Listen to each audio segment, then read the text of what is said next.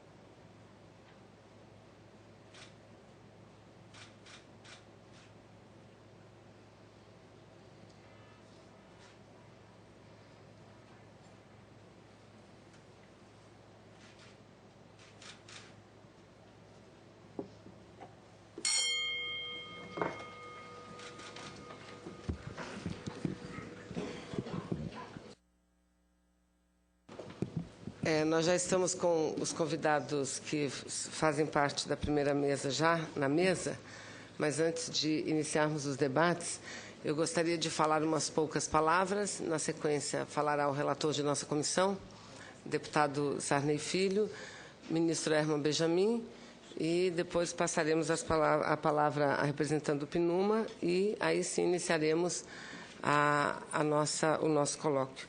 Eu só gostaria, primeiro, de cumprimentar todos e todas que estão presentes nessa sessão, dar as boas-vindas aos senhores. Já conversei com alguns que não estão aqui pela primeira vez, já voltam ao Brasil, que já estiveram anteriormente, e é muito importante que estejam conosco nesse momento debatendo um assunto tão importante.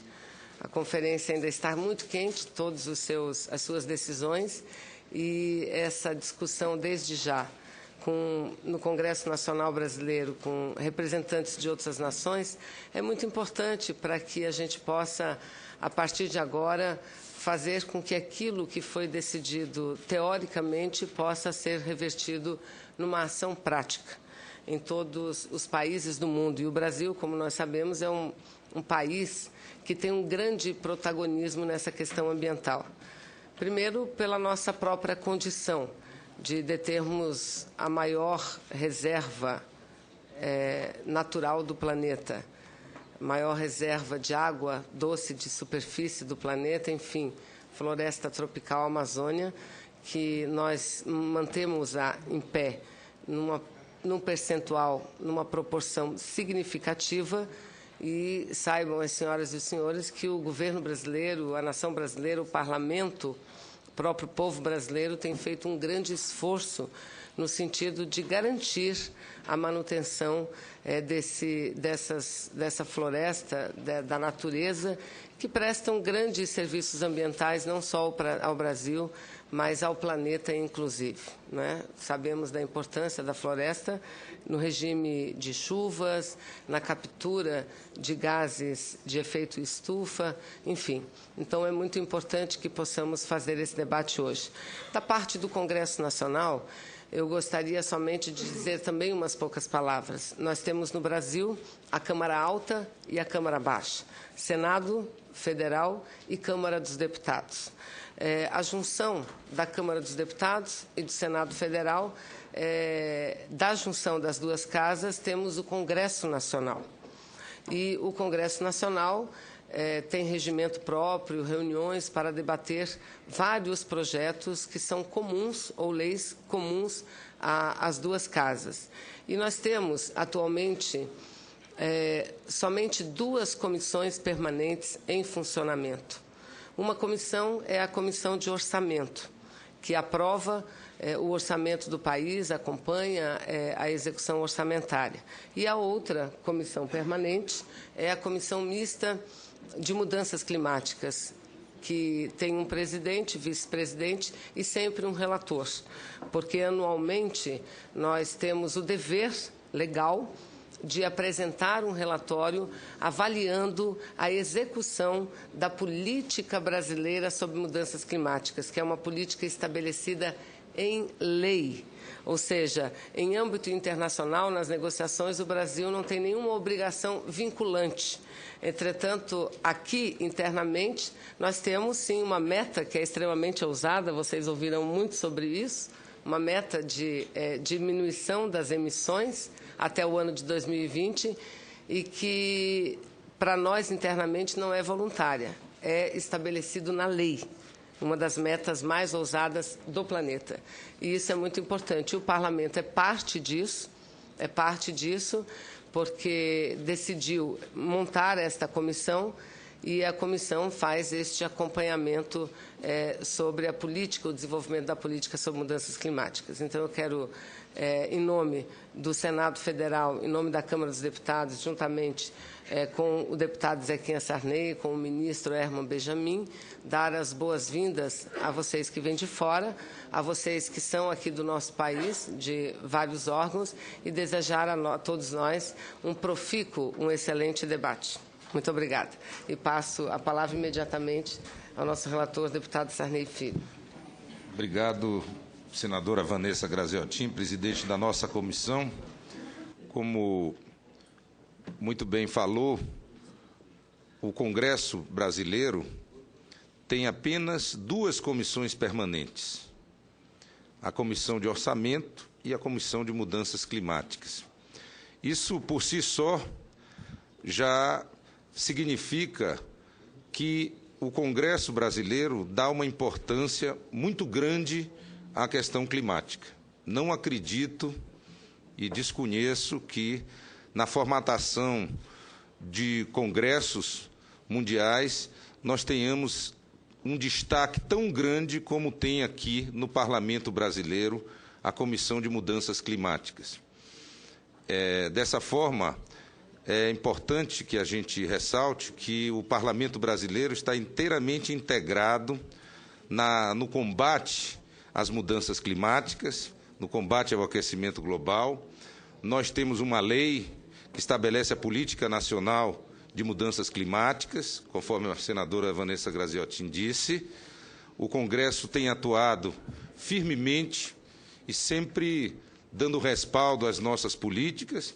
Evidentemente que o Brasil se diferencia ainda dos outros países pelas nossas emissões.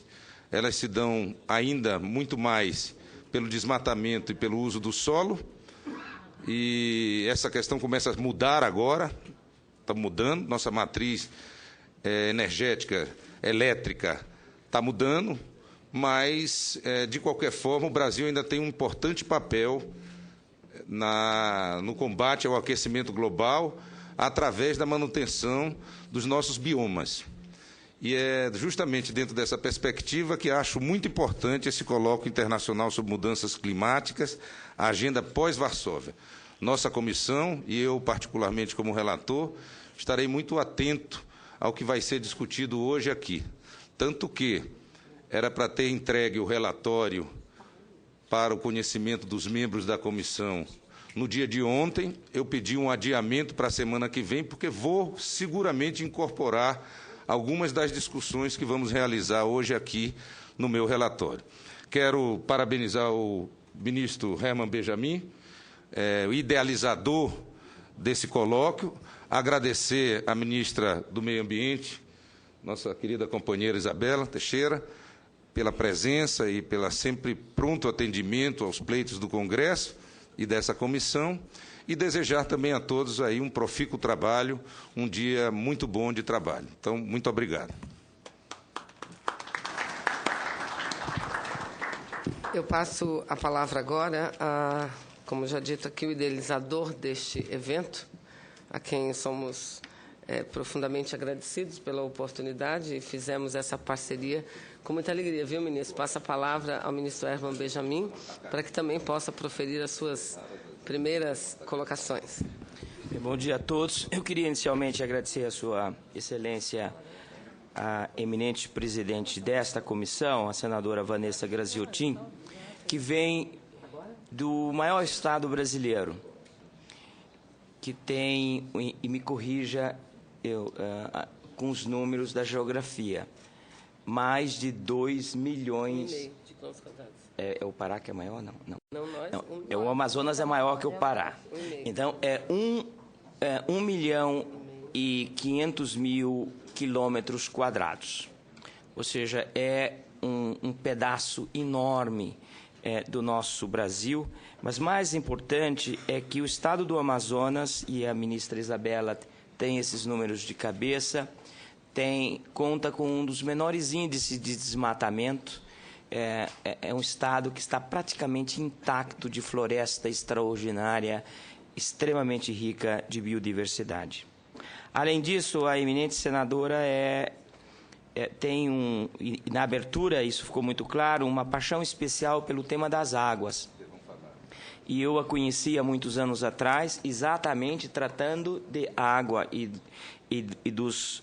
deste potencial magnífico da Amazônia como um todo, e que, de certa maneira, corre sérios riscos com as mudanças climáticas, tanto a biodiversidade da Amazônia como os recursos hídricos, esta enorme riqueza do nosso país e do planeta. Então, a ela, em primeiro lugar, os meus agradecimentos, a minha admiração, e mais do que admiração, uma amizade longa e profunda. Ao meu amigo José Sarney, ex-ministro do Meio Ambiente e uma das vozes mais autorizadas do nosso país em temas não só de meio ambiente, mas também vamos chamar, nas áreas próximas, como direitos humanos, proteção das minorias, e como representante e líder do Partido Verde no nosso parlamento, ele tem se destacado muitíssimo como a linha de frente mesmo dessas temáticas que são tão importantes, mas ao mesmo tempo tão complexas, como todos que estão aqui sabem. Agradecer ao embaixador José Antônio Marcondes de Carvalho, o nosso embaixador gaúcho, como disse, eu não iria fazer a referência informal, mas já que a eminente senadora o fez, eu repito, e ele gosta muito de se identificar, em primeiro lugar, como gaúcho, ou seja, do Rio Grande do Sul, e depois brasileiro. Mas isso certamente ele vai negar aqui de público como embaixador, chefe, principal negociador do Brasil nas questões ambientais. A biografia do eminente embaixador levaria bastante tempo para ser lida aqui. Ocupou vários postos no exterior e sempre teve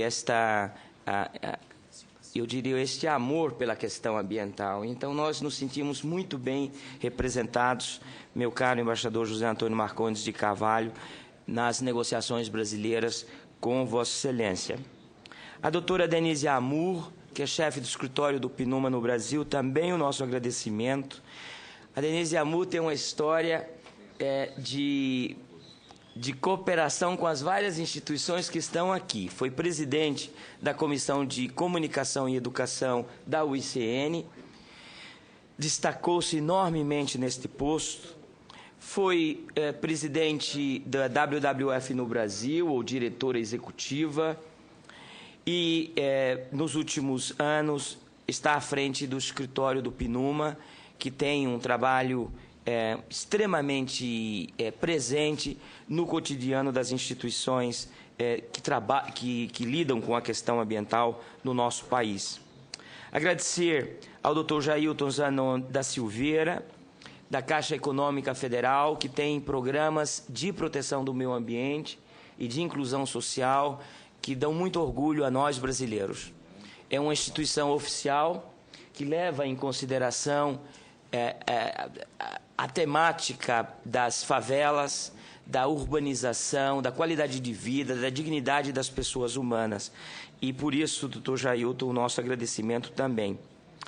E, finalmente, eu agradecer ao Instituto do Direito para um Planeta Verde, Law for a Green Planet Institute, ao doutor José Ismael Lute, que é vice-presidente do Instituto e ao mesmo tempo, promotor de Justiça do Meio Ambiente do Estado de São Paulo. Aqui há vários integrantes do Instituto Direito Planeta Verde que serão depois apresentados, se é que não já foram apresentados.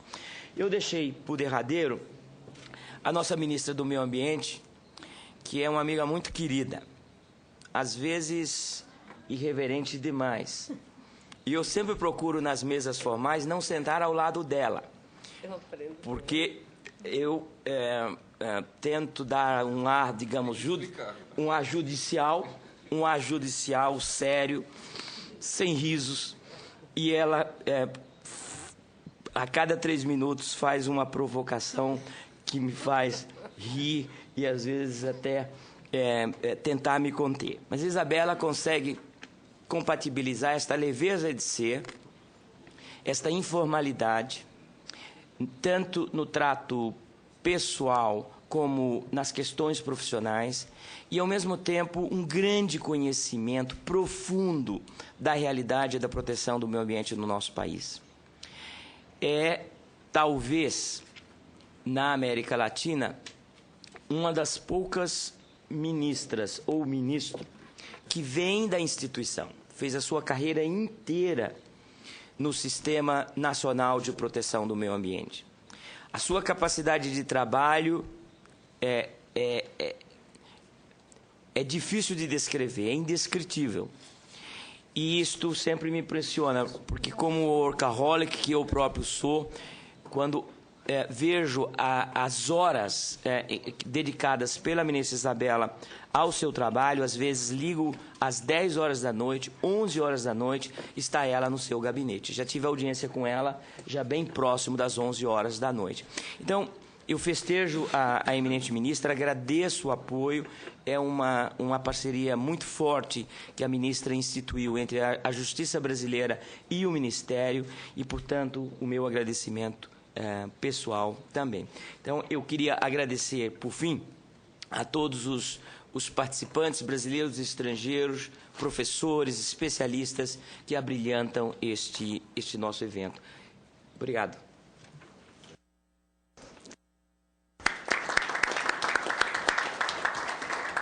Nós aqui cumprimentamos o ministro Herman Benjamin, como sempre, muito atencioso com todos os seus pares. Não é à toa que ele tem uma grande respeitabilidade no Brasil, não só pela sua capacidade jurídica, seu domínio na questão, sobretudo ambiental, mas por essa capacidade que ele tem de cultivar amizades e cultiva, assim, muito respeito de todos que com ele convivem.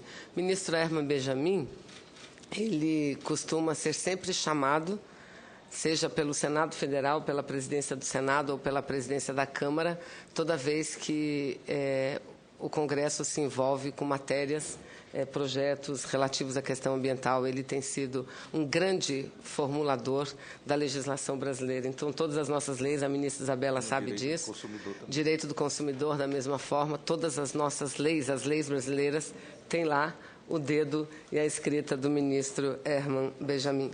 Eu passo a palavra para fazer as suas considerações iniciais, a sua saudação, à representante do PNUMA no Brasil, a doutora Denise Rameau. Obrigada. Obrigada. Senadora, eu gostaria de agradecer, em nome do PNUMA, o convite. Não está ligado?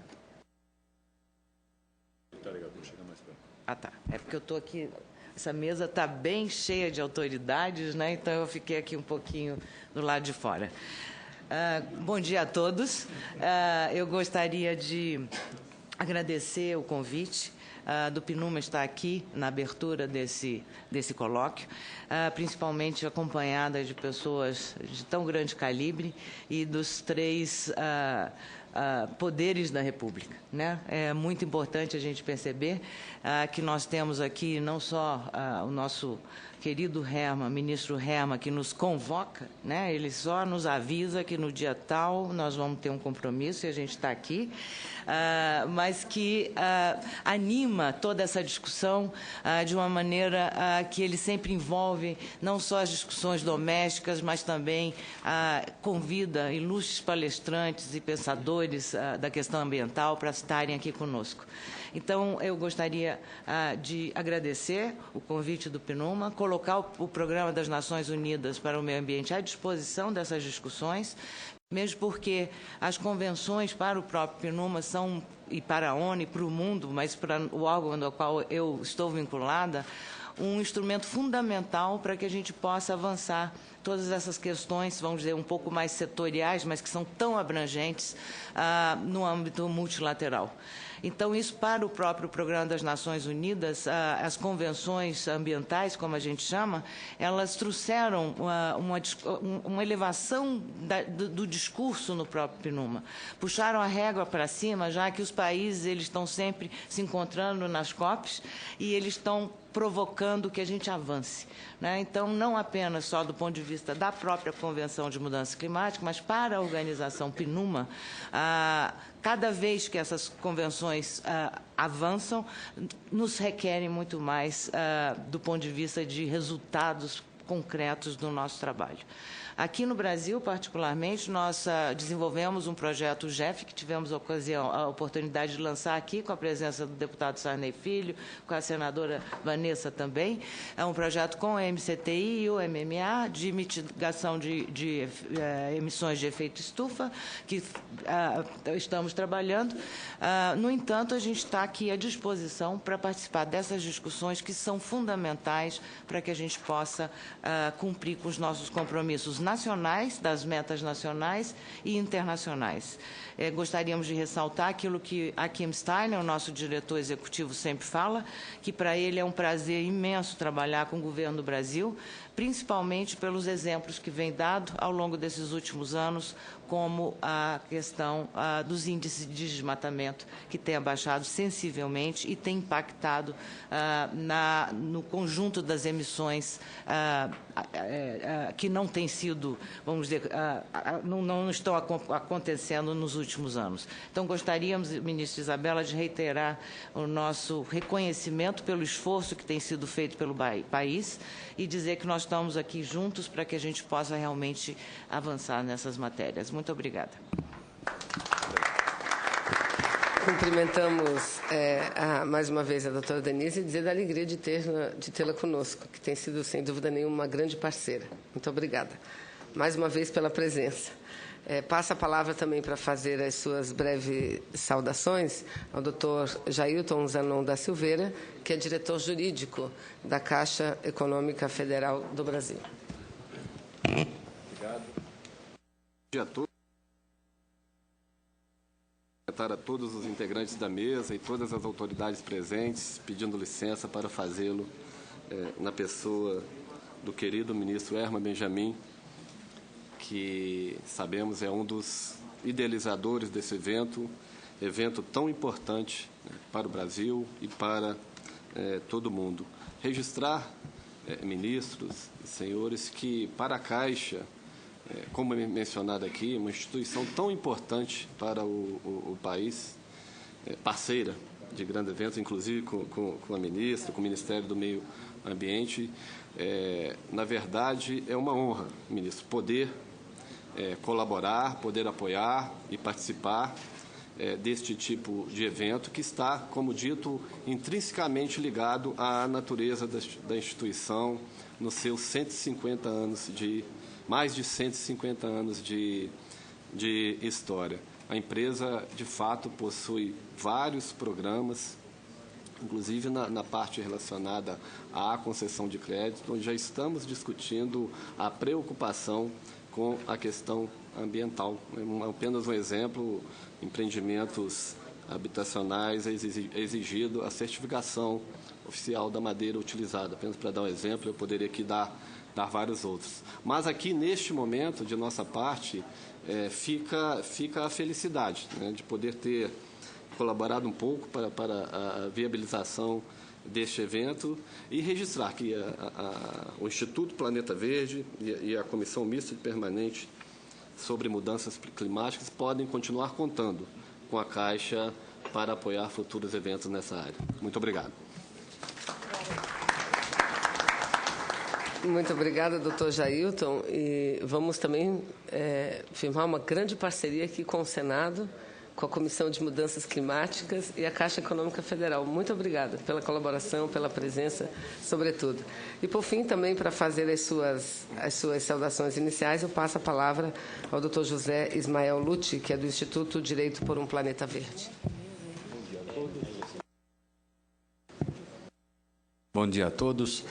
Em nome do Instituto Direito por um Planeta Verde, gostaria de cumprimentar a todos na mesa, na pessoa do deputado Sarney Filho e da senadora Vanessa. Quero registrar a imensa honra do Instituto poder coordenar esse evento, juntamente com essa comissão mista, e reiterar as homenagens e os agradecimentos feitos pelo ministro Herman Benjamin e parabenizá-lo também pela idealização desse evento. Desejo a todos um ótimo dia de trabalho. Obrigado.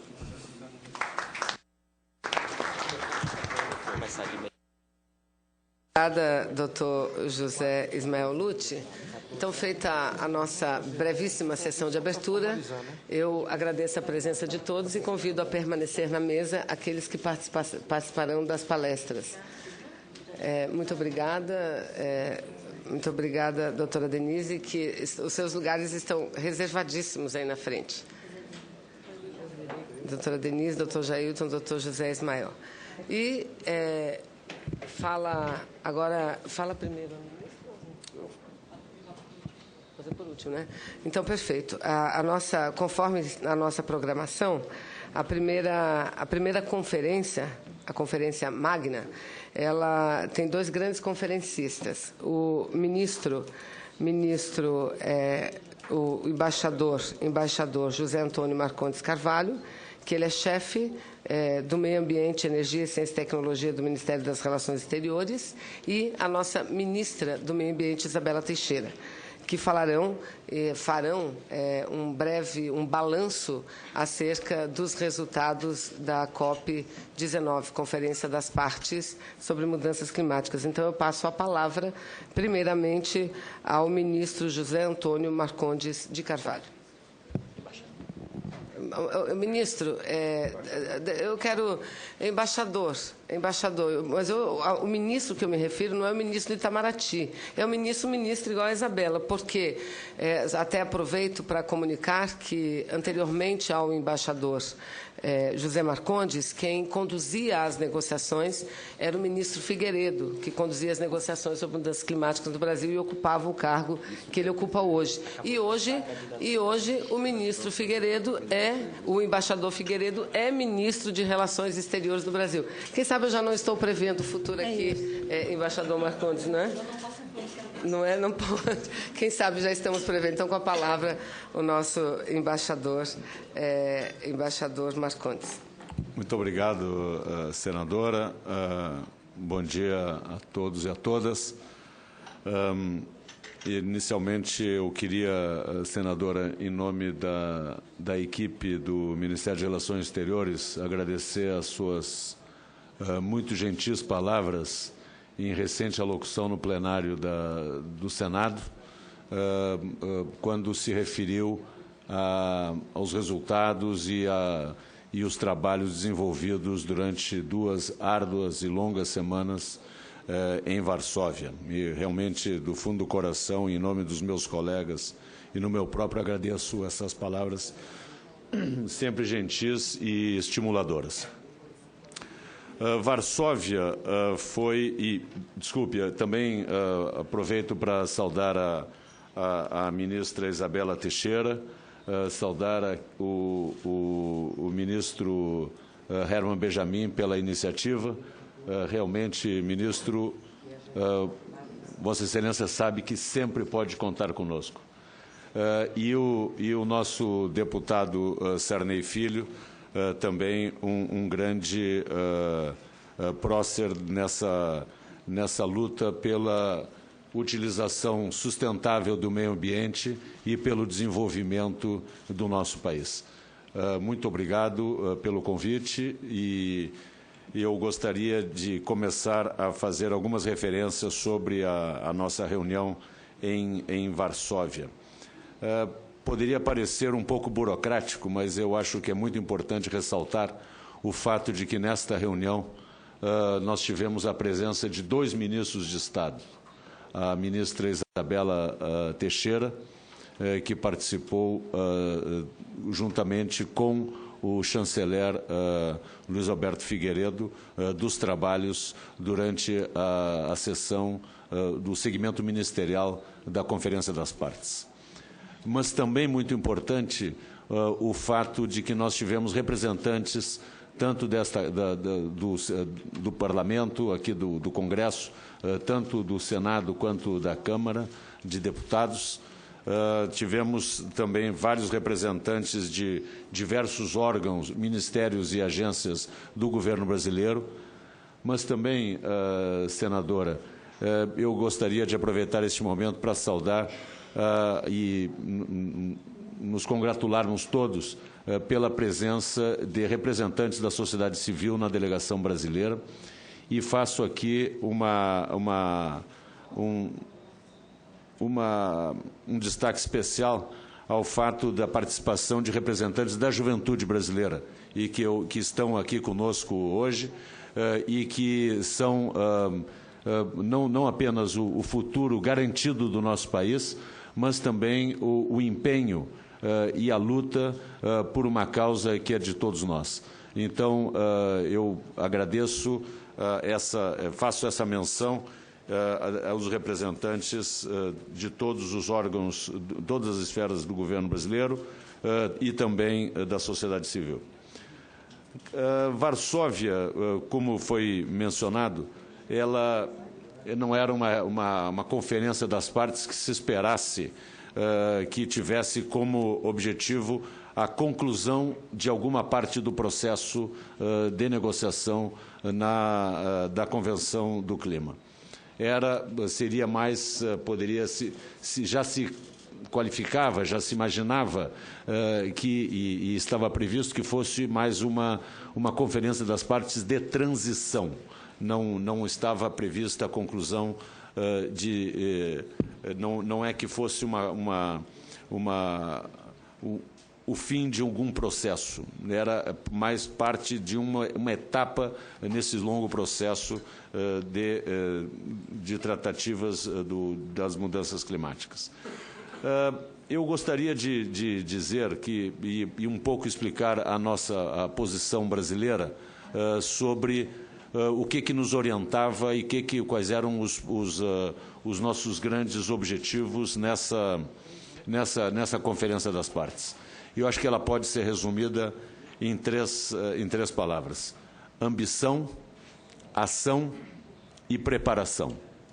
E aí, a partir desses conceitos, eu começo a explicar um pouco o que nós tivemos em Varsóvia e em seguimento, em outros momentos nesse colóquio, teremos a análise dos próximos passos. Ambição é o que foi um grande orientador da delegação brasileira. Ambição no sentido de que, sim, temos que nos preparar e ambição, sim, que temos que agir. O recente relatório do IPCC, ele demonstra a necessidade, eu acho que são as mensagens básicas desse último relatório do IPCC, no sentido de que, sim, estão ocorrendo mudanças no clima, sim, essas mudanças são fruto da ação humana e, sim, nós temos que agir rapidamente, o mais tarde que se tomem ações e medidas para reverter ou para controlar ou para adequar a ação humana no sentido de economias, de ações menos intensivas de carbono. O mais rápido que pudermos agir, o melhor será para minimizar o efeito da mudança climática. Ambição foi o nosso grande orientador, está sendo o nosso grande orientador nas ações e será o nosso grande orientador, o vetor orientador durante essas discussões que deveremos passar agora por a próxima Convenção das Partes da Convenção será realizada na cidade de Lima no ano que vem, quando deveremos ter,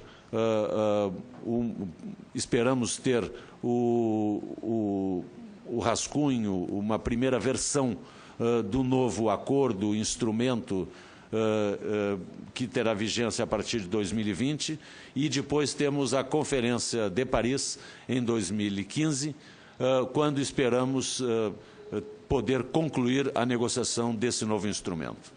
Ambição, então, tem sido esse vetor orientador, e todas as nossas ações e todas as nossas propostas para a Convenção de Varsóvia, para a Conferência de Varsóvia estiveram orientadas nesse sentido.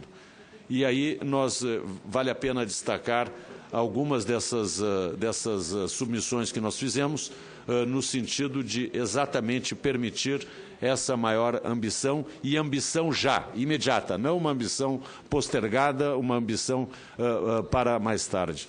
Então, foi um grande orientador da nossa posição, e nós podemos dizer que conseguimos, junto com outros países, que dentro dos alinhamentos que existem nessas tratativas do clima, conversamos, fazemos parte, o Brasil faz parte de um grupo expressivo de países composto pela Índia, África do Sul, China e o próprio Brasil, que estamos trabalhando, temos trabalhado, mantemos reuniões frequentes e coordenação bastante a miúde, justamente para avançar esses temas e trabalhar aspectos, como eu mencionei, da ambição. E essa ambição, esses nossos países cobraram.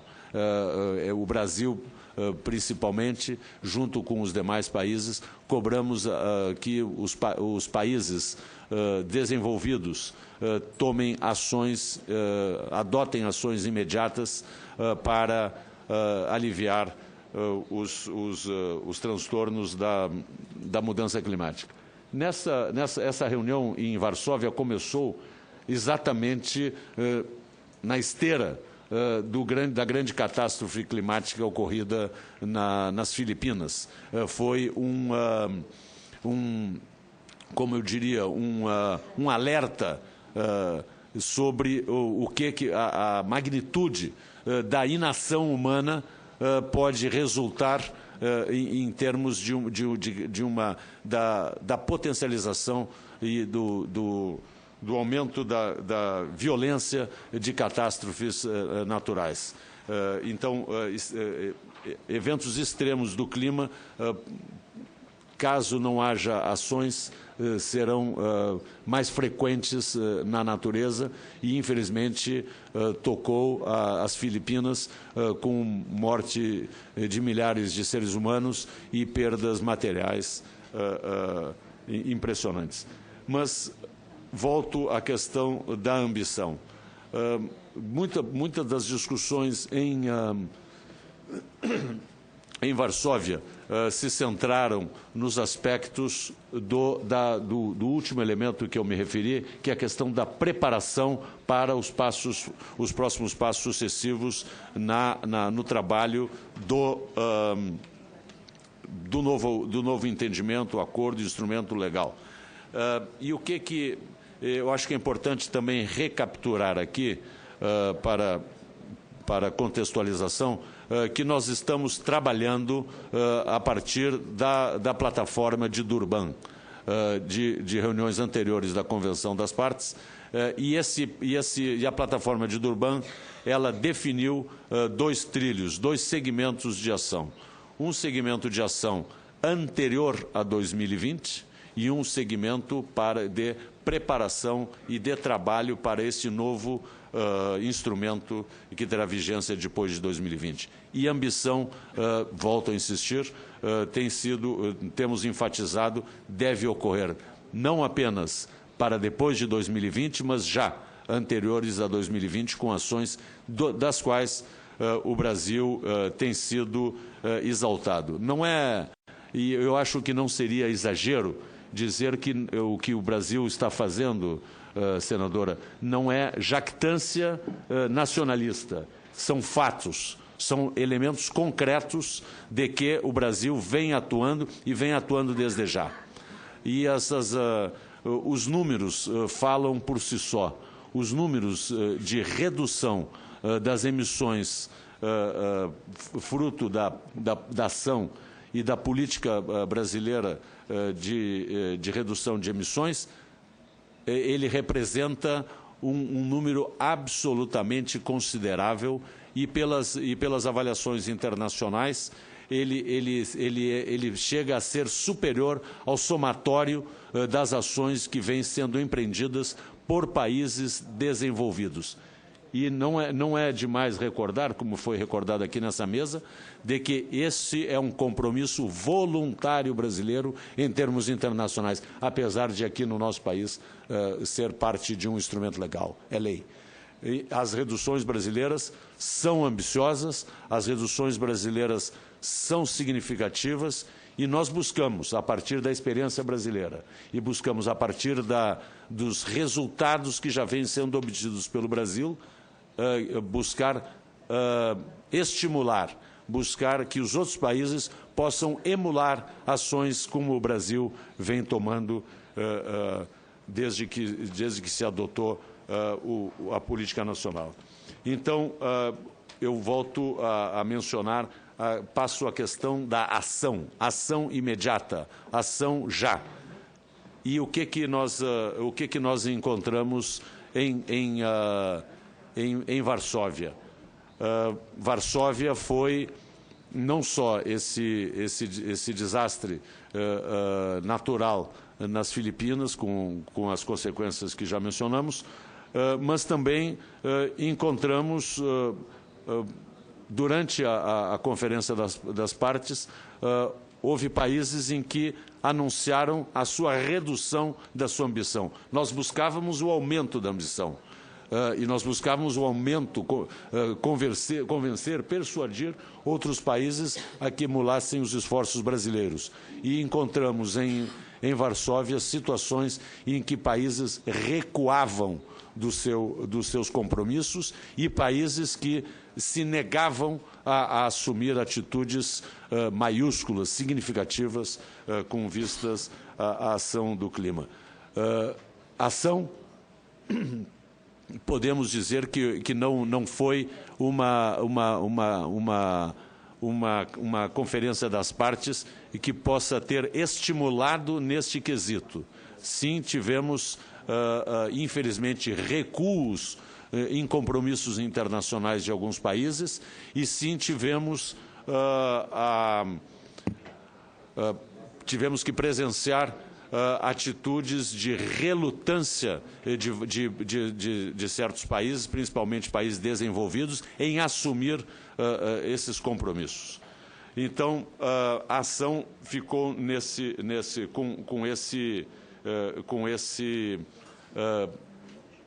com essa sensação de que não pudemos avançar e a ação, em termos de ações, que nós ficamos mais com um saldo, quiçá, negativo do que positivo com relação aos próximos passos que nós teremos. Em termos de preparação, que é o terceiro elemento que foi muito importante na reunião de Varsóvia, Varsóvia traçaria o caminho, o mapa das negociações que nós teremos até 2015 para esse novo instrumento. E aí havia, eu acho que é importante aqui compartilhar a nossa percepção do que está ocorrendo. Havia dois elementos muito importantes nessa questão da preparação do caminho para a negociação do novo acordo. Nós percebemos eu acho que dois elementos bastante fortes que vale a pena mencionar. O primeiro elemento é o fato de que este novo acordo, apesar deste novo acordo, segundo decisões já anteriores, dever ser pautado e vinculado à Convenção das Nações Unidas sobre Mudança do Clima, houve um grupo expressivo de países desenvolvidos que queriam desconstruir os grandes conceitos e os grandes pilares da Convenção do Clima.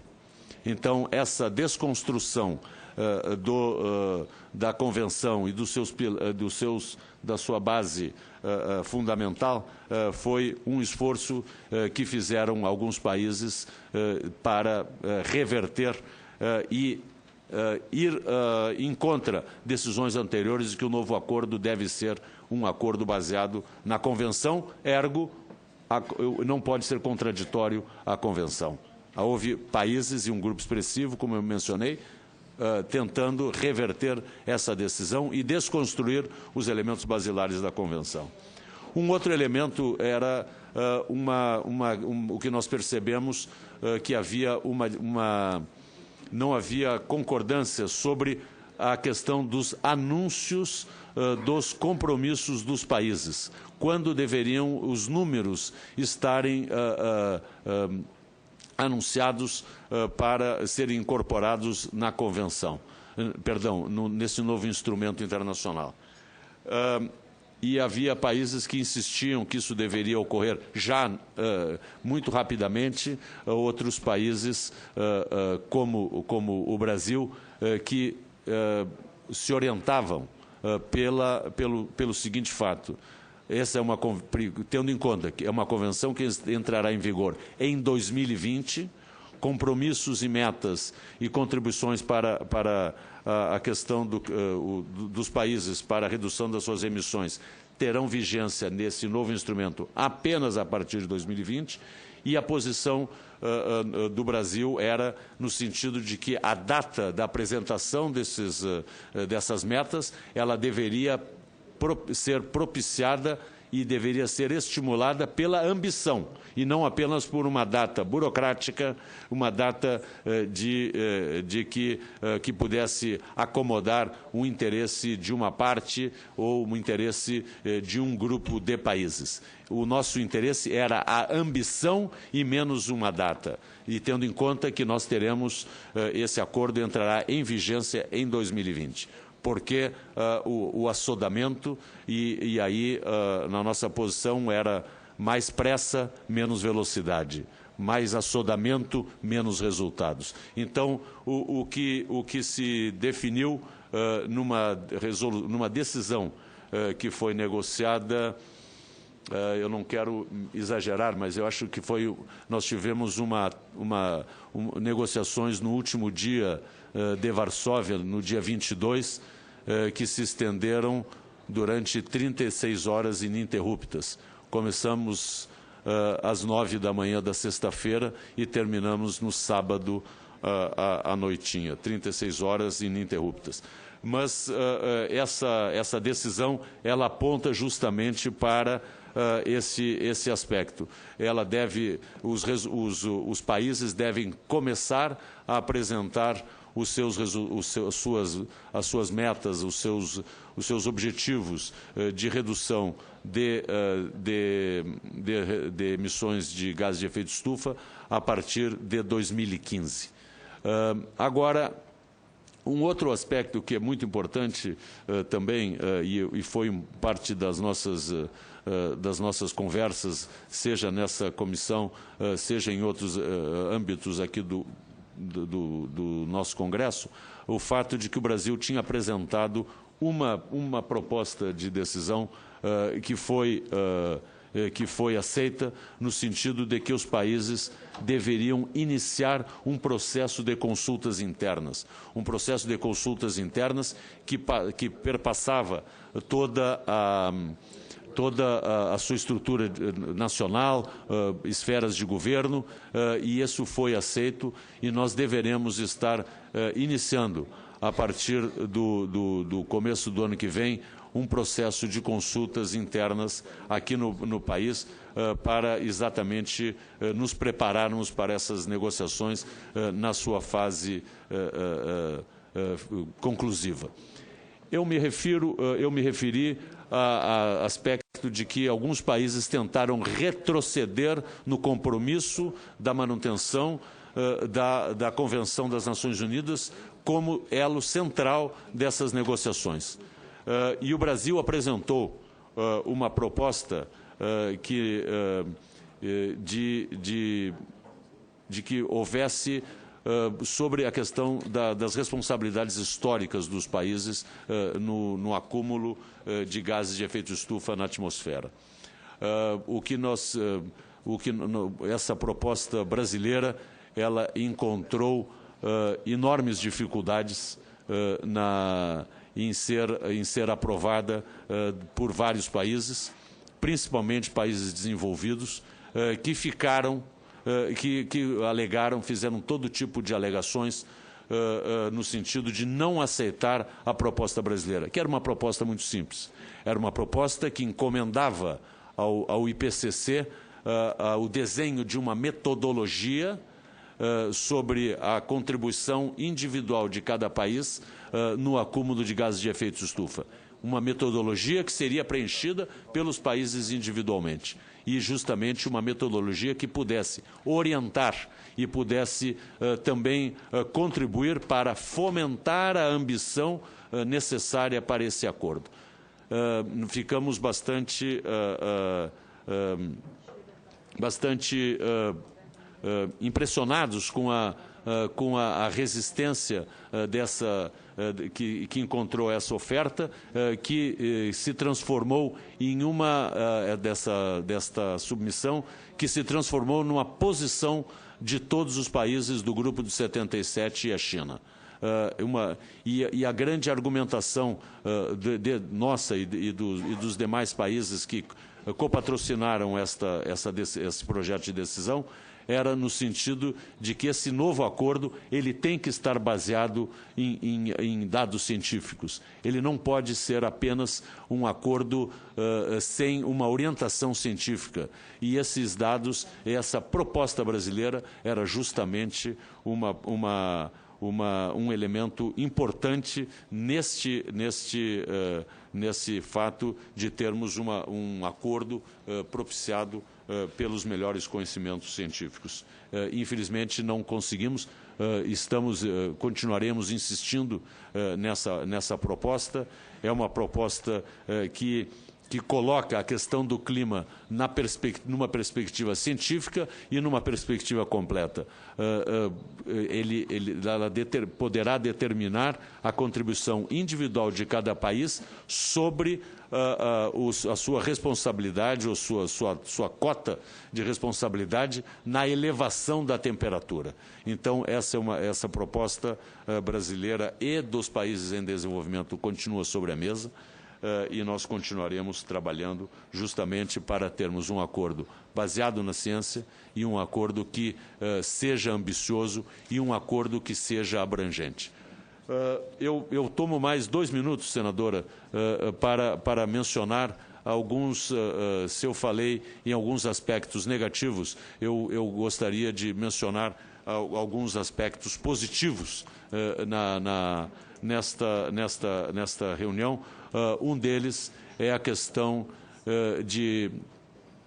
do que houve, se foram acordadas, foi acordado um pacote de decisões no sentido da remuneração por redução de emissões de desmatamento e degradação florestal.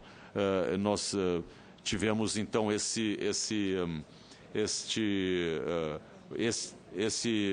essas decisões, elas são importantíssimas para países como o Brasil.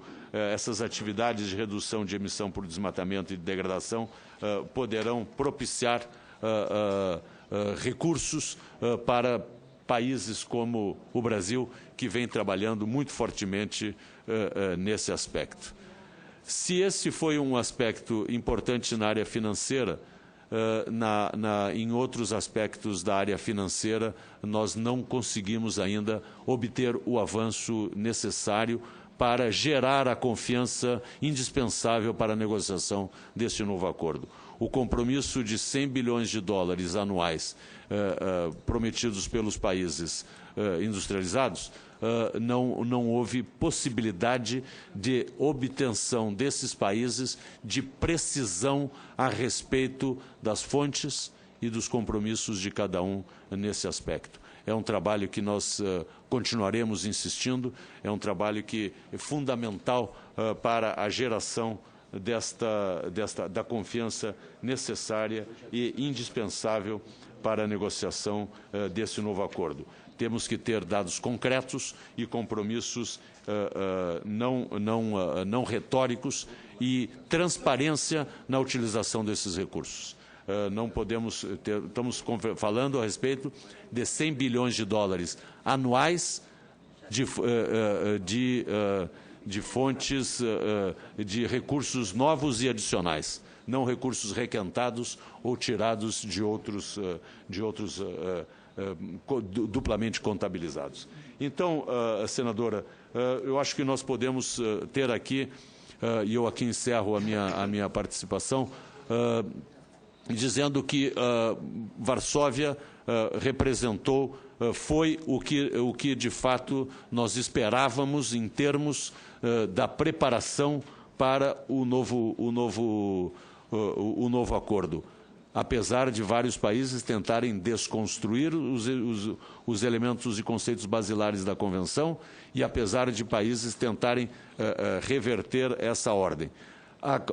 Para essa negociação, em Lima e em Paris, precisaremos muito trabalhar adquirir a necessária confiança e o compromisso dos países que hoje está um pouco em dúvida, que há dúvidas com relação a esse compromisso e a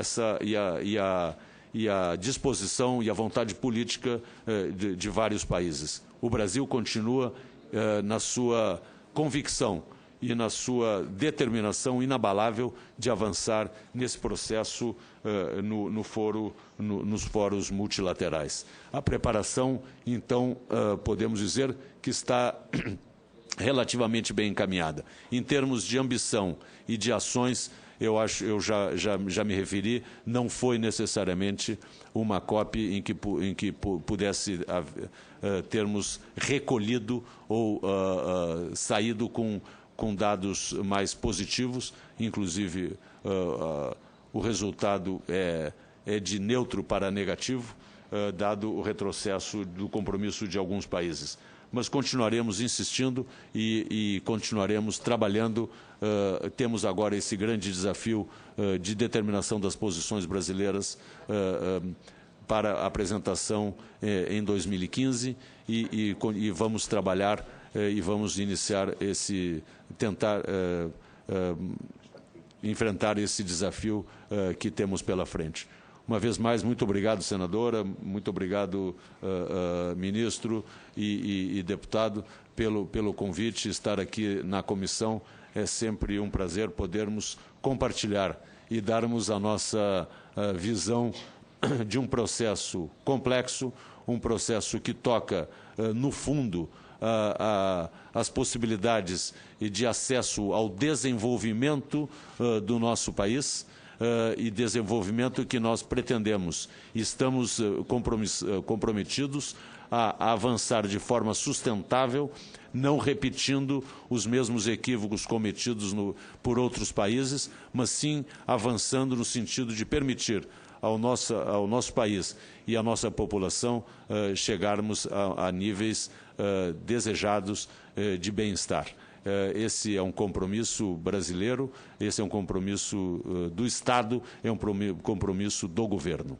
Muito obrigado, senador.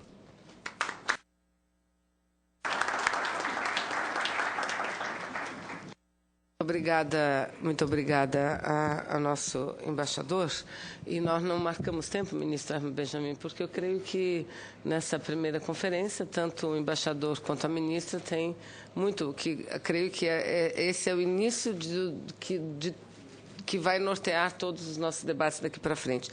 Então, feita a exposição do embaixador Marcondes, eu passo a palavra à ministra Isabela Teixeira, ministra do Meio Ambiente do Brasil.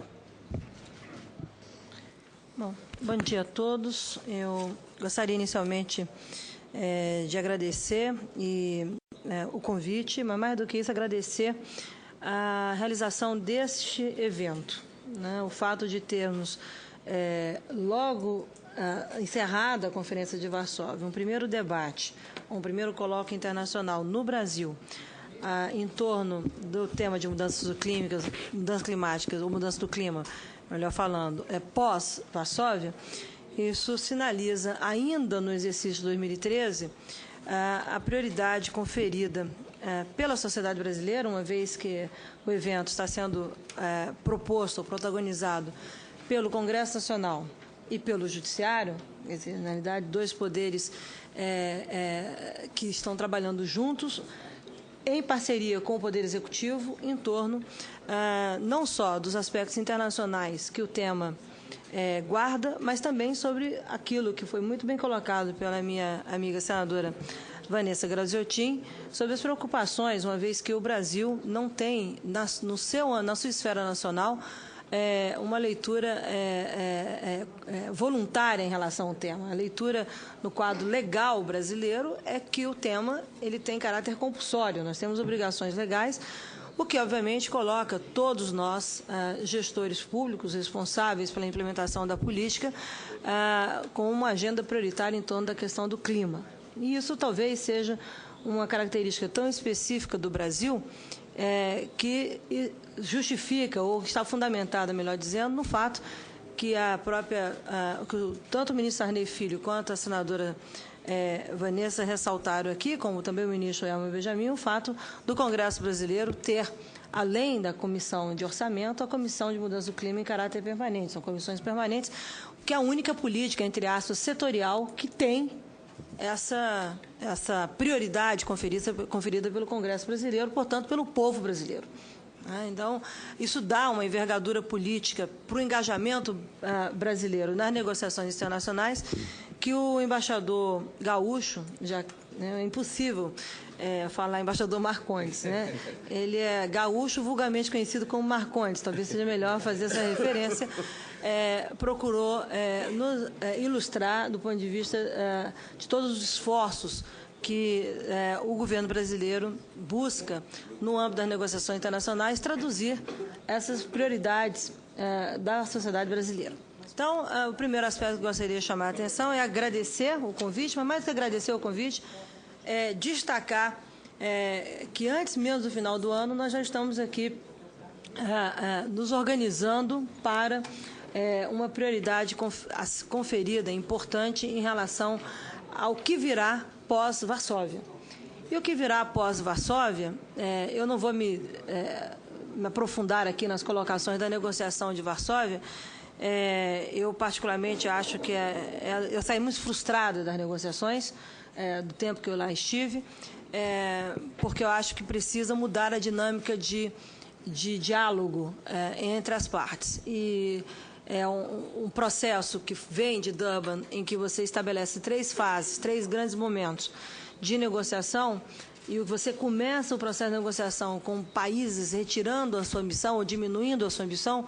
Isso do ponto de vista não só dos negociadores, que são pessoas muito determinadas, mas do ponto de vista todas as pessoas que estão engajadas numa COP, no mínimo, um balde de água fria. É, no mínimo, frustrante do ponto de vista do engajamento político sobre o tema. E isso esteve presente em todas as conversas que a gente chama de alto nível, com os ministros, com o próprio secretário-geral das Nações Unidas e com o próprio grupo BASIC, o Brasil, África do Sul, Índia e China, em torno do que serão futuras posições a serem colocadas do ponto de vista do diálogo político. As COPs, usualmente, se debate muito e pouco disso é colocado publicamente. As pessoas têm pouco domínio da envergadura das negociações, não das negociações formais, mas chamadas de negociações de bastidores, onde as pessoas estão fazendo um exercício permanente de avanço. Então, é nesse contexto que eu faço a minha fala de frustração, porque quando você tem países que têm obrigações de reduzir emissões e que sequer cumpriram Kyoto, e países diminuindo ou tendo retrocesso nas suas ambições, isso coloca pelo menos uma vírgula ou um ponto e vírgula no processo de busca de avanços. Mas isso não apequena o debate, isso cria, na realidade, um contexto político de buscar novos instrumentos e novos espaços para a consecução dos objetivos, que é o acordo olhando pós-2020. E o acordo está estruturado em 3 grandes momentos. Varsóvia contou também, o embaixador, obviamente, com todos os seus requintes diplomáticos, não fez menção a isso, mas é inacreditável que você tem o próprio chair da conferência demitido em plena COP. Então, isso sinaliza a prioridade que muitos, independentemente das questões internas, eu não me cabe aqui falar de decisões internas, mas do ponto de vista da conferência, eu me lembro que eu estava lá, todo mundo e ele foi de uma coerência, o embaixador pode me corrigir aqui se eu estiver errado, que ele manteve todas as negociações e conduziu todas as negociações até o fim, com a própria secretária-geral das Nações Unidas, a própria secretária-geral da Convenção, todo mundo trabalhando, ou seja, a ONU criou as condições para o encerramento das convenções. Lembro que em Copenhague nós tivemos o mesmo processo. Tá? E lembro que nós precisamos construir salvaguardas para que as conferências possam ser exitosas nas suas condições políticas, não só nos seus resultados, mas no seu processo de condição política. E isso foi muito bem retratado pelas entidades não governamentais que abandonaram a conferência. Eu estou ressaltando isso enquanto movimento político global em torno do tema. Houve um estressamento. E esse estressamento político precisa ser eliminado do processo de negociação e precisa criar as condições de confiança e de credibilidade no diálogo no âmbito do multilateralismo. Talvez esse seja o maior desafio da COP20. Tá? E aí, todos os países, particularmente os países em desenvolvimento, e aí retratar que, diferentemente do que estava acontecendo no contexto dos países desenvolvidos, os países em desenvolvimento se uniram no G77 plus China. E há muito tempo, Gaúcho me corrija, talvez a gente tivesse uma unidade tão sólida e tão robusta do ponto de vista de convergência de objetivos políticos e técnicos científicos que nós tivemos no G77 durante a COP de Varsóvia. Então, é muito interessante, não é isso, Everton, do ponto de vista da dinâmica global de negociação, observar quais são os países, de fato, que estão querendo solução em relação ao tema. Quem está, de fato, procurando solução. E quem está, de fato, muitas vezes, querendo adiar solução. E aí tem a ver com o mood, eu posso usar essa expressão, entre aspas, internacional que o mundo vive. E aí não é só em clima, o que está acontecendo em Bali, eu não sei como é que terminou as negociações, se terminaram, mas o fato do Gaúcho ter ficado 36 horas em negociação, ele estreou na COP, seja bem-vindo, nós já ficamos mais de quase 72. Né? Então, assim, mas não é uma discussão, não é um momento que você está ficando 72, 48 horas, porque as pessoas não estejam engajadas, são de debates acirrados buscando soluções. Né? Então, é importante ressaltar, do ponto de vista do contexto político, uma vez que a COP20 acontecerá, a primeira COP que vai acontecer num país em desenvolvimento na Amazônia. É a primeira COP da Amazônia. Tá? E aí, ela trará, certamente, ou deverá provocar, não só debates ou mobilização de atores em relação à mudança do clima, mas atores em relação à conservação da biodiversidade. E aí nós vamos começar a tocar num assunto importante de negociação, que é a convergência entre as duas convenções e o fato que cenários, e aí o pessoal científico vai falar em seguida sobre as questões científicas e os cenários associados à mudança do clima, a vulnerabilidade em torno das questões relacionadas à conservação da biodiversidade e mesmo as próprias condições atuais dos grandes biomas, inclusive no Brasil, dos grandes hotspots, em função dos cenários técnicos científicos que estão sendo colocados. Ou seja, o provimento de serviços ambientais pode estar ameaçado em função de uma discussão que os atores responsáveis que conduzem as negociações de biodiversidade não fazem parte formalmente das negociações de clima. Então, quem é impactado, quem sofre as consequências, não tem um diálogo estruturado nem estruturante, com quem negocia para mitigar ou mesmo adaptar, como nós já estamos na fase de adaptação, às grandes soluções globais. E mesmo as entidades não governamentais que são atuantes no processo, eu tenho o time de clima e eu tenho o time da biodiversidade. Faz esforços imensos, mas eu nunca vi uma manifestação dos dois dentro da convenção, das convenções desde que eu participo. E que eu participo desde a 5ª. Então, eu já estou velho o suficiente, estou naquela fase do once upon a time. Era uma vez no século passado. Tá? Então, é óbvio que a gente precisa, do ponto de vista da sociedade, organizar ou reorganizar o processo político de diálogo entre as partes do ponto de vista não governamental. E não governamental não são somente as ONGs, é aquilo que está além dos governos. É aquilo que envolve o setor privado, é aquilo que envolve os jovens, é aquilo que envolve as entidades ambientalistas, as entidades sociais, os trabalhadores, a envergadura dos chamados major groups, que já se revelaram insuficientes na própria Conferência Rio+20, quando uma das consequências da Conferência Rio+20 é fazer com que o PNUMA, Neils Denise, busque, num processo global, a identificação que novos grupos são esses que devem estar representados nos major groups das Nações Unidas. Então, está havendo uma desconexão, talvez porque a gente esteja numa época de muita velocidade, de muita rapidez e de muito consumo de informação, não só do autoconsumo, que também é perverso, mas de muito consumo de informação que dura 15 minutos. O tempo de validade disso dura 15 minutos. Parece missão impossível. Essa informação se destruirá em 5 segundos e aí você começa uma outra história, parece cinema. E, no fundo, a velocidade e o desgaste político desses diálogos acabam por circunscrever uma negociação em torno dos mesmos. A pressão é sempre a mesma. Eu sou uma negociadora, eu sou chefe da delegação brasileira. E eu sei como é que é fácil dizer, porque nós tivemos um pico de desmatamento no Brasil, que o Brasil está aumentando as emissões. Como é que é? Vem reduzir as emissões, são a maior redução de as nossas reduções de emissões reduz mais do que todos os esforços de todos os países do mundo. Agora, veja o que significa para uma pessoa que está lá sem acesso à energia elétrica na Amazônia, sem acesso à habitação na Amazônia, sem acesso à educação, sem condições sanitárias. Veja o que significa isso do ponto de vista de oferecer caminhos em que eu preciso gerar energia elétrica de maneira renovável, criar as condições de acesso, fazer inclusão social e tirar o desmatamento da Amazônia. Isso em caráter voluntário externamente e compulsório internamente.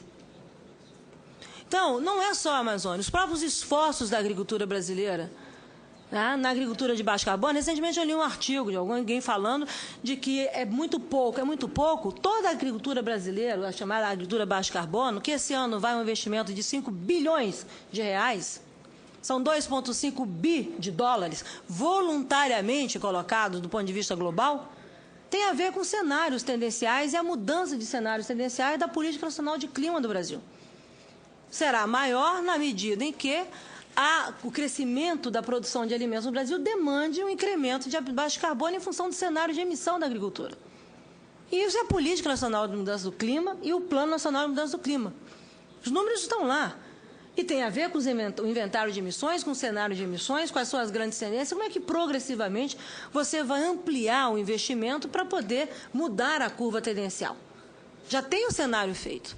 E detalhe, todo o crescimento de emissões do Brasil, pena que o Sarnezinho teve que sair porque tinha uma consulta médica, tá? Todo esse crescimento de emissões no Brasil está desenhado na concepção da Política Nacional de Mudança do Clima. Pega os cenários que nós desenhamos no Brasil, com a sociedade, e aprovamos no Conselho, na Comissão Interministerial de Mudança do Clima, todo o aumento de emissões está desenhado lá. E, portanto, os planos setoriais estão buscando dialogar com isso. Podemos fazer mais? Podemos, na medida em que as condições globais estejam também compartilhadas com o Brasil e com todos os países. Custa reduzir toneladas de CO2 equivalente. Alguns países reduziram a sua ambição, e o Japão, um deles, porque não tem viabilidade econômica de continuar bancando essa redução de emissões sem comprometer o patamar de desenvolvimento e crescimento econômico daquele país. A Índia, por outro lado, coloca aspectos sociais extremamente interessantes do ponto de vista de como é que eu asseguro acesso à energia àqueles indianos que estão excluídos da matriz energética, que não têm sequer acesso para cozinhar. E nós estamos falando de um país que chegará a 1.300, 1.400 milhões de pessoas até 2030. É o maior país, tem mais população do que a China, terá mais população que a China. E todos esses estão no G77. E todos esses estão pactuando soluções concretas. Ou a gente muda o olhar, que não é o olhar somente de compromissos, olhando o passado, mas compromissos em torno de um futuro em que todos possam ter condições de contribuir para a redução de emissões, ou então nós continuaremos a ciência falando da perversidade dos riscos e, por outro lado, investindo recursos cada vez mais vultuosos em relação à adaptação. Então, se o custo de adaptação é de 100 bilhões ano, de fundo para pobre, os Estados Unidos gastaram 62 bilhões para resolver um furacão. Isso foram os dados divulgados na COP. E eu não vou nem entrar em pautas polêmicas, tá? Guerra, isso para mim, isso é outro mundo. Agora, é óbvio que o enfoque político, do ponto de vista global e nacional, deve ser colocado em outras bases, salvo se a gente quiser, de fato, avançar. Os trilhos estão postos. Early action, antes de 2020, ambições, como é que eu reduzo, como é que eu faço e como é que eu reconheço os esforços daqueles que estão fazendo voluntariamente. Sair de uma condição, de uma matriz energética suja, do ponto de vista de clima, de emissões de gás de efeito estufa, para uma condição menos suja, mas também com combustíveis fósseis, oferecendo outros riscos, como a questão dos países que estão optando por shale gas, vai aparecer o número de redução de emissões. Mas a vulnerabilidade em face de outros ativos ambientais, isso é aceitável do ponto de vista global, tendo que dialogar duas convenções, como mudança do clima e como conservação da biodiversidade? Essas reflexões, elas precisam ser feitas do ponto de vista da ciência e precisam ser feitas do ponto de vista político. Senão, é impossível a gente avançar no diálogo daquilo que todo mundo quer. Ação, com o seu pragmatismo, ambição e uma visão mais justa, global, do ponto de vista do futuro. Que é isso que todo mundo está buscando. E com todos os aspectos de equidade e de desigualdade que são distintos no mundo. Então, construir uma posição do G77 mais China única é uma tarefa política enorme. Enorme. Basta ir à África, basta ir a outros países em desenvolvimento e verificar os desafios dessas sociedades para ver se elas concordam com esses caminhos, como é que é concordar com esses caminhos. Então, teremos um desafio em relação à próxima COP, que será aqui, na América do Sul. Eu conversei com o ministro peruano, nós acertamos uma estratégia, eu e o embaixador Gaúcho, acertamos uma estratégia de diálogo com o Peru. É importante que a gente possa estar muito próximo do ponto de vista daqueles que vão conduzir a conferência e assegurar, no meu entendimento, três grandes situações, ou três grandes contextos. Primeiro, o bom ambiente do diálogo político, que eu acho que Varsóvia, Gaúcho, não manteve. Um bom ambiente é um ambiente em que todos podem ofertar suas posições e se mantêm otimistas do ponto de vista de construir convergências. Manteve enquanto decisão do ADP, que você bem ilustrou, coloca 2 trilhos. E um dos trilhos é um grupo, em um dos trilhos é um grupo que vai redigir o primeiro documento, vai ter os elementos centrais para redigir o documento de um acordo, do que seria um futuro acordo em relação a um acordo global em relação ao clima. Do ponto de vista da máquina, isso está andando. Do ponto de vista da leitura global e da inclusão de atores na negociação, eu acho que isso precisa acelerar. Isso não está, na minha perspectiva, a contento. O segundo aspecto que eu chamaria a atenção é o olhar para os chamados ativos globais que estão vulneráveis do ponto de vista das mudanças do clima. E aí os cientistas estão sinalizando desde o de comprometimento de florestas tropicais e também das próprias atividades econômicas, como a agricultura e a questão de oferta à água, até os aspectos relacionados à vulnerabilidade sobre desastres naturais ou fenômenos naturais que devem se acirrar, com perdas econômicas e sociais imensas. As Filipinas, na verdade, o que aconteceu naquele país foi um retrato ilustrativo, infelizmente, muito ruim ter acontecido, mas dos extremos que nós estamos trabalhando. Nós ficamos entre o debate de shale gas. Do ponto de vista político, a COP será lembrada por uma grande movimentação global em torno das ameaças de exploração do shale gas. Eram manifestações diárias, até porque estava acontecendo a reunião internacional do carvão em Varsóvia, e do outro lado da moeda, todos os aspectos relacionados a Filipinas, ao desastre que tinha acontecido. Então, você olhar isso no contexto político, não são as pessoas falando, são as pessoas impactadas com o que está acontecendo no mundo. E essa coerência política tem que voltar para a mesa de negociação. Coerência do diálogo, do que faz as pessoas se sentarem à mesa. Não é a obrigação de uma convenção, é a motivação de resolver um problema. Nós temos que sair do mundo dos problemas e ir para o mundo das soluções. Ou o mundo faz essa mudança, muita gente só vive de problema.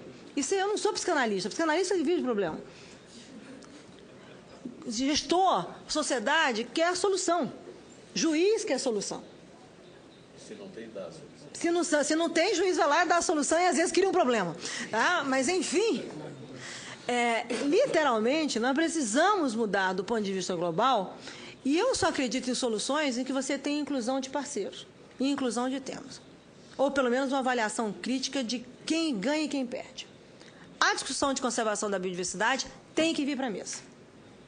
Nós estamos no Ministério do Meio Ambiente discutindo se a gente vai criar ou não um grupo sobre o dieback fall na Amazônia. Eu conversei com o Tom Lovejoy, estão reunindo alguns especialistas, se isso de fato é uma vanda, estão pedindo insumos com o pessoal do INPE, bom, enfim, estamos lá discutindo para saber se vai ou não.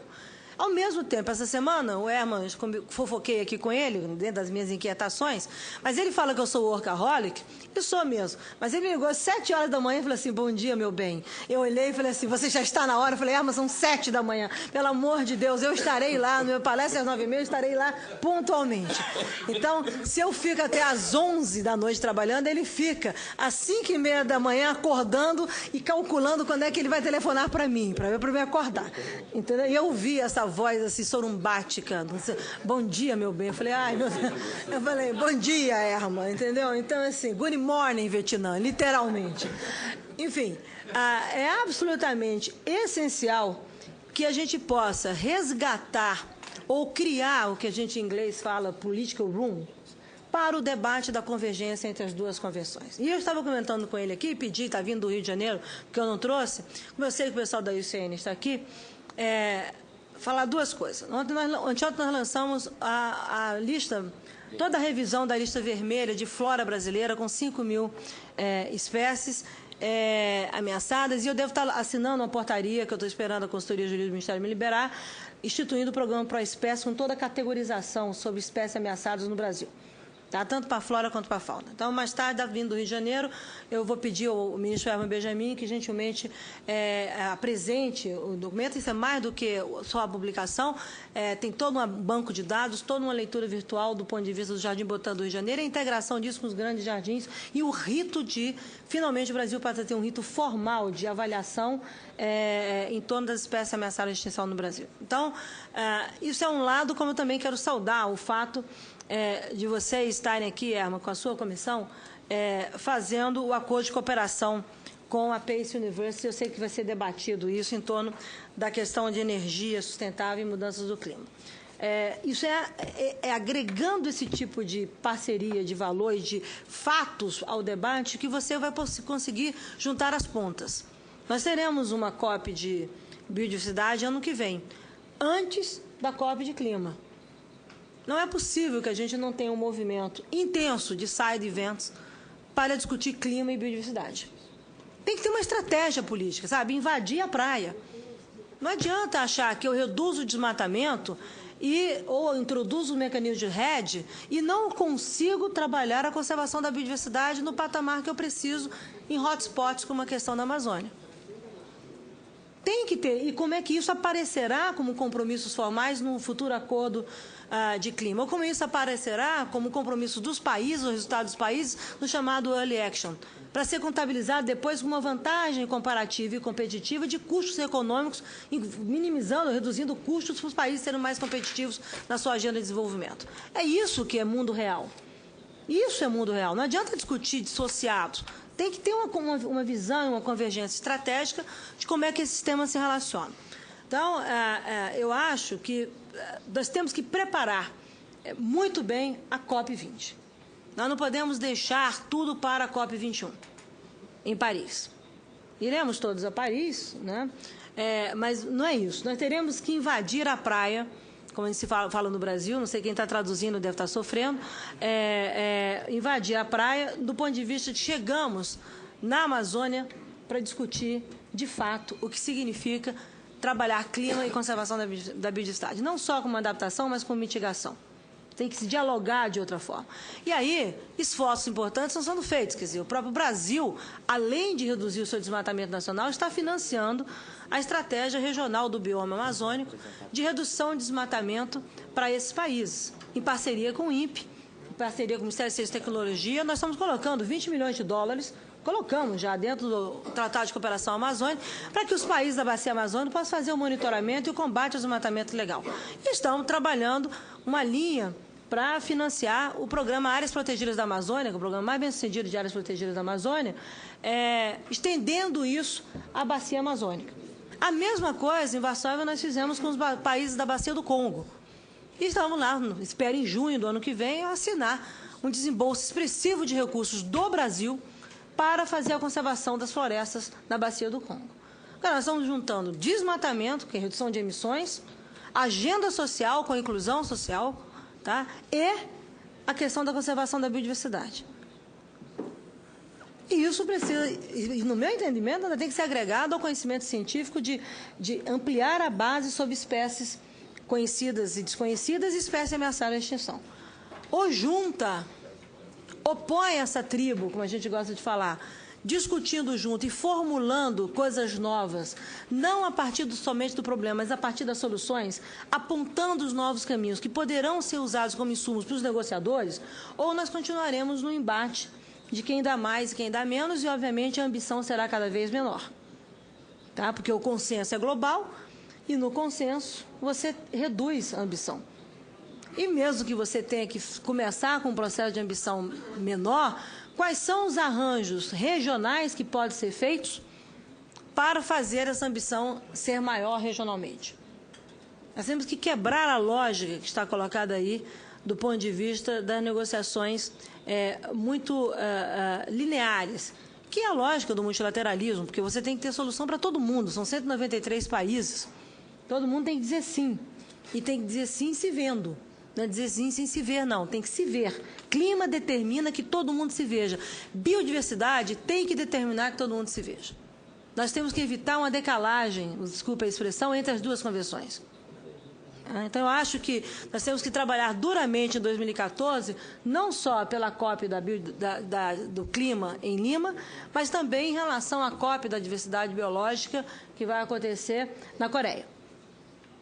É essencial que as duas estejam trabalhando, e eu já pedi isso ao secretário da Convenção da Diversidade Biológica, Dr. Braulio Dias, como também já pedi a Cristiana, a secretária da Convenção de Mudança Climática, quando ela me visitou no meu gabinete. Olha, você junta, pelo menos dá uma robustez nesse diálogo, ou então, nesse debate, nessa negociação, nós continuaremos trabalhando dois mundos que é assim, mundo desenvolvido com o problema do clima, e o mundo em desenvolvimento no hemisfério sul com os ativos da biodiversidade.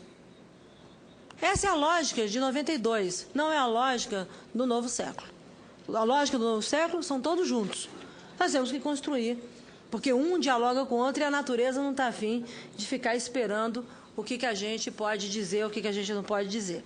Enfim, acho que nós temos, até porque a natureza é muito generosa, né? O homem vai embora, não tem problema nenhum, e as outras espécies da biodiversidade que sobrarem devem ficar muito felizes, foram embora aqueles que estavam me destruindo. Entendeu? Então, essa lógica, essa discussão, ou nós somos mais inteligentes do ponto de vista de fazer todo mundo juntar, ou então, e damos ainda, talvez o meu último comentário, isso encerra a minha fala, com 20 minutos,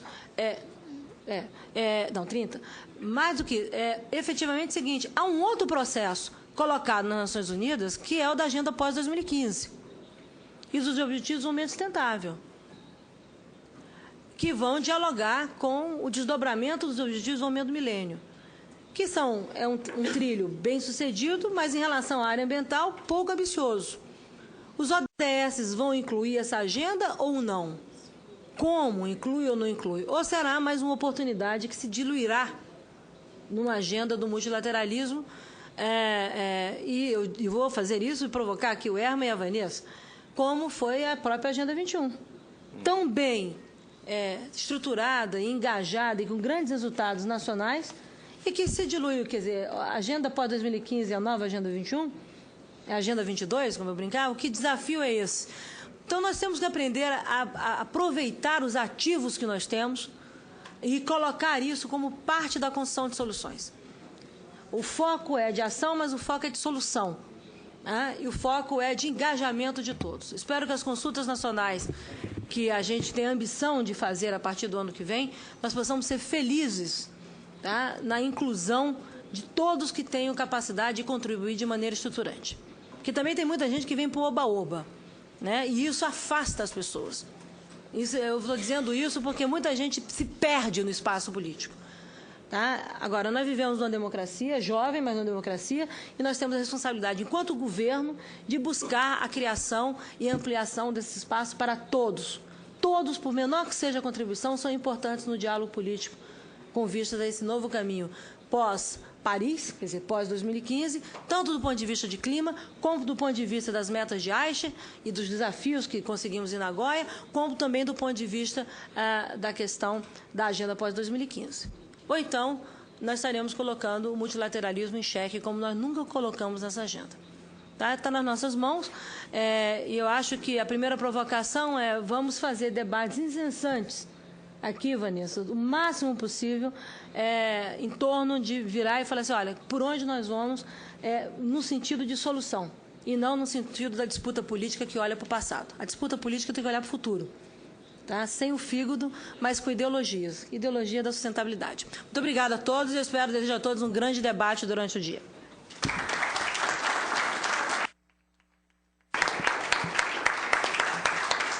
Muito obrigada, ministra. Penso que com essas duas exposições nós já temos muitos elementos para que o debate seja, de fato, um grande debate.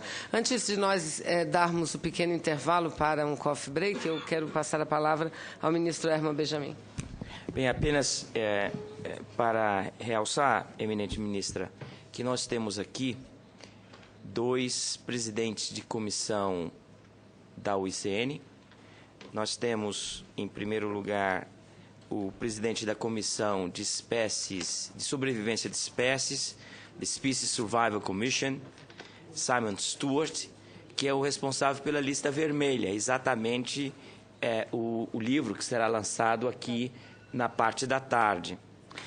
E também o presidente da Comissão de Áreas Protegidas, Ernesto Enkerlin, que é o coordenador do Congresso de Áreas Protegidas, que ocorrerá em Sydney no ano que vem, um evento que sucede uma vez a cada 10 anos. E é a maior oportunidade que nós teremos, com certeza, para juntar essas duas agendas, a agenda do clima e a agenda da biodiversidade. Então, eu queria agradecer a esses 2 eminentes presidentes por estarem aqui hoje conosco. E, finalmente, dizer que, logo em seguida, durante o coffee break, nós vamos assinar o convênio entre a Comissão Mundial de Direito Ambiental e a Pace University, no sentido da cooperação em energia sustentável e clima, claro que na perspectiva do direito. É isso, senadora. Eu posso só fazer um comentário final, por gentileza? Ontem eu fiz uma homenagem a um dos maiores conservacionistas desse país, que foi o Almirante Ibsen, vai fazer 90 anos. E ontem eu falei publicamente no Jardim Botânico do Rio de Janeiro, a gente vai instituir, e, senadora, eu gostaria de convidá-la, e o Herman, por definição, nós vamos instituir um grupo eu vou, entre aspas, a expressão, de elders brasileiros da conservação. Os de elders, né? Que são pessoas que estão todas aí determinadas, o Dr. Paulo Nogueira Neto, ao Coimbra, ao próprio Almirante Ibsen. Nós só podemos avançar na agenda da conservação da biodiversidade se a gente respeitar o conhecimento e a coragem que esses homens, que essas pessoas tiveram, para que nós tenhamos a agenda que o Brasil tem hoje. Então, nós devemos fazer uma sessão extraordinária do CONAMA ano que vem, no primeiro trimestre, no Rio de Janeiro, por conta da idade, de difícil locomoção, mas eles estão sereleptos, vou logo avisando, todos lúcidos, escrevendo, publicando e dispostos a contribuírem para o debate. Todos eles, é impressionante. Eu vou visitar o Dr. Paulo Nogueira semana que vem, que eu vou a São Paulo, eu vou vê-lo. Mas, enfim, eu quero dizer isso porque eu acho que nós precisamos conhecer o passado brasileiro, no caso do Brasil, a importância desses ambientalistas, desses conservacionistas, e sugeriria que a gente tivesse, na realidade, uma grande verificação internacional de quem são essas pessoas que ajudaram que a convenção existisse, que as convenções existissem e que estão aí, muitas vezes, fora do cenário político, mas são estratégicos, porque com o conhecimento deles, possivelmente a gente possa resolver várias das armadilhas que nós estamos colocados hoje, porque no mundo as coisas se repetem no mundo político. Então, eu vou convidar, já aproveitar e convidar todos que estão aqui, mas convidar a senadora e o ministro Herman a se juntar com o Ministério do Meio Ambiente, portanto, o Legislativo e o Judiciário, e ser uma homenagem da sociedade brasileira a esses grandes conservacionistas que estão aí e continuam escrevendo, publicando, trabalhando, fazendo pesquisas de campo. É inacreditável. Né? E mandando mensagens, cobrando da ministra cada vez mais ação. É assim que a gente avança. E, por último, desejar um Feliz Natal, um Feliz Ano Novo, né? Porque está terminando o ano e tenho certeza que ano que vem tem mais. Tá? Posso assegurar que mais boas coisas, inclusive, iremos fazer grandes anúncios, espero eu, de boas entregas, particularmente um desafio que nós temos da implementação do Código Florestal e do próprio Plano Nacional de Contingência dentro da legislação do óleo. Vocês vão ter gratas surpresas em relação à questão da conservação da biodiversidade. Espero eu. Muito obrigada a todos. Muito obrigada, ministra. E a gente está querendo correr um pouco, mas parece que a mesa resolveu, por si só, abrir um debate. Eu vou passar a palavra aqui também para o embaixador Marcondes. Obrigado, senadora. Não, é apenas também para desejar um bom segmento do colóquio, mas um aspecto que foi mencionado muito claramente pela ministra é o seguinte, é a questão, algo que eu tangenciei, que é a necessidade de gerar um clima de confiança e credibilidade para essa negociação. Isso é muito importante e tenham claro, todos, e eu acho que é um desafio que eu faço ao segmento das conversas hoje, é de que temos que evitar retrocessos e temos que garantir avanços. Copenhague, nunca mais. Lima, sim. Paris, sim. Muito bem, ministro. Você está vendo que aqui o ímpeto dos dirigentes é o mesmo ímpeto daquele que se vê nas ruas, né, do movimento social organizado. Isso é muito importante. Não é à toa que o Brasil, tem dado grandes contribuições, porque isso é mais do que um assunto debatido, é debatido com muita emoção, não só com a razão, mas com a emoção também, porque a gente está falando de vida. E quando a gente fala de vida, é óbvio que tem que falar com toda essa emoção. Então, agora nós vamos agradecendo os nossos conferencistas, embaixador Marcondes, a ministra Isabela, nós sabemos de suas atribuições, agradecemos muitíssimo pela disponibilidade de estar conosco hoje, abrimos para um intervalo que, segundo o ministro Herman Benjamin, vai ter que ser encurtado, em vez de 15 minutos, ele será só de 5 minutos, tá? Então, a gente pede, tem um cafezinho aqui fora, a gente pede a colaboração de todos, mas antes disso, uma foto aqui na frente. Ministro, fala aí como é que vai ser a foto. Não, vamos para não perder tempo, vamos ao café e fazemos a assinatura aqui entre nós. Não quer fazer assinatura? Não, fala o seguinte, quem vai assinar? Vamos um momento muito importante. Professor Richard Ottinger, professor Nicholas Robinson. Chame eles aqui. Se puder, tem um Sim. documento? You have the document? Yes. Ok. E eu convidaria também o professor Ben Boer. Chama todos aqui. E aí nós assinamos aqui agora. Aí depois da assinatura formal, que é muito importante, a gente faz o intervalo.